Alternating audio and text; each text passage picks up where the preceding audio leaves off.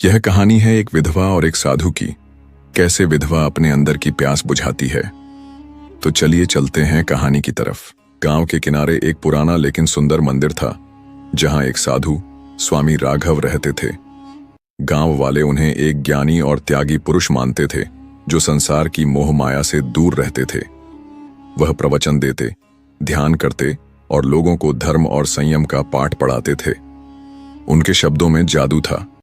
गांव के लोग उनके उपदेशों से मंत्रमुग्ध हो जाते थे और उन्हें एक दिव्य आत्मा समझते थे। इसी गांव में एक विधवा स्त्री सुजाता रहती थी। वह कुछ वर्ष पहले अपने पति को खो चुकी थी और अब अकेली जीवन बिता रही थी। उसका जीवन अब तक संयम और समाज की मर्यादाओं के दायरे में बंधा था। लोग उसे एक पवित्र और संयमी महिला के रूप में देखते थे, लेकिन उसके दिल में एक अजीब बेचैनी थी। वह चाहती थी कि कोई उसकी भावनाओं को समझे, उसकी तन्हाई को महसूस करे, परंतु समाज ने उसे सतीत्व और संयम की मूर्ति बना दिया था। उसके मन में एक द्वंद्व था। क्या उसकी इच्छाएं पाप थीं? क्या जीवन में प्रेम और आत्मीयता की कोई जगह नहीं थी? एक दिन वह स्वामी राघव के प्रवचन सुनने मंदिर गई। साधु जी कह रहे थे, मनुष्य की इच्छाएं उसे बंधन में डालती हैं। जो अपनी वासनाओं पर विजय पा लेता है, वही जीवन का सच्चा आनंद प्राप्त करता है। सुजाता ने उनकी बातें सुनी, लेकिन उसके दिल में एक सवाल था। क्या इच्छाएं सच में बंधन होती हैं, या उन्हें समझकर जीना ही असली मुक्ति है? प्रवचन के बाद वह पहली बार स्वामी राघव के पास गई और पूछा, महाराज, क्या संसार में प्रेम और आत्मीयता का कोई स्थान नहीं? क्या हर इच्छा को त्याग देना ही मोक्ष का मार्ग है? स्वामी जी थोड़ा चौंके, फिर गंभीर स्वर में बोले, इच्छाएं मनुष्य को कमजोर बनाती हैं। यदि आत्मा को शुद्ध रखना है तो इनसे ऊपर उठना होगा। सुजाता ने उत्तर दिया, परंतु बिना इच्छाओं के जीवन क्या केवल अस्तित्व बनकर नहीं रह जाएगा? स्वामी राघव उसकी बातों से प्रभावित हुए। यह पहली बार था जब किसी ने उनके विचारों को खुलकर चुनौती दी थी। समय बीतता गया और सुजाता मंदिर में अधिक समय बिताने लगी। वह साधु से अपने मन की बातें कहती, अपनी उलझनों पर चर्चा करती। स्वामी राघव को भी उसमें एक अनोखी ऊर्जा महसूस होने लगी।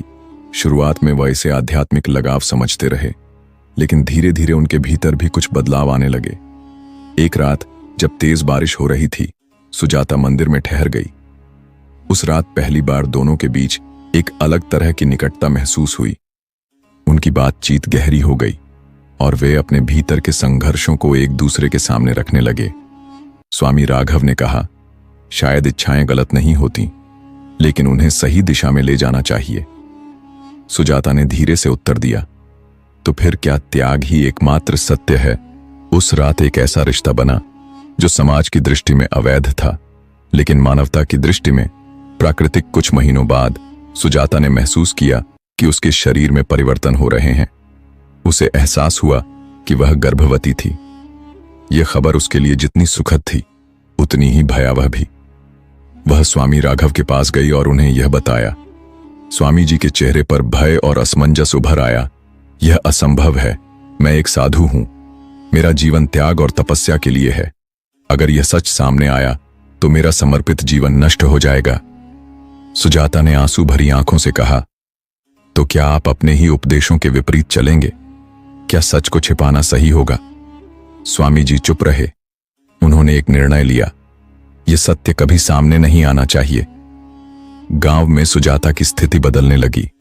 लोगों को उसकी बढ़ती हुई कोख दिखने लगी और सवाल उठने लगे, यह विधवा गर्भवती कैसे हुई? गांव वालों ने उस पर संदेह जताना शुरू कर दिया।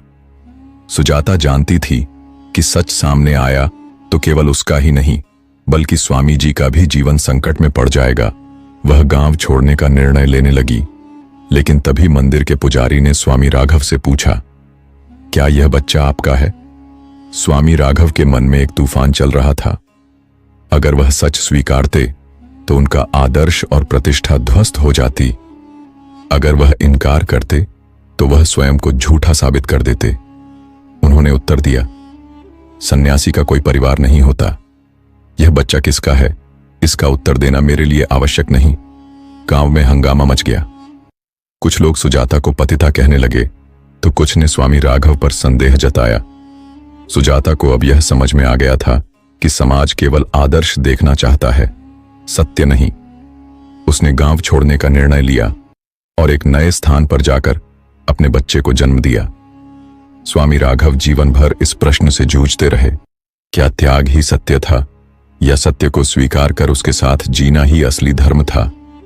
सुजाता ने अपने बच्चे को जन्म देकर यह साबित कर दिया कि एक स्त्री की इच्छाएं और भावनाएं भी उतनी ही महत्वपूर्ण हैं जितना किसी पुरुष का धर्म और संयम।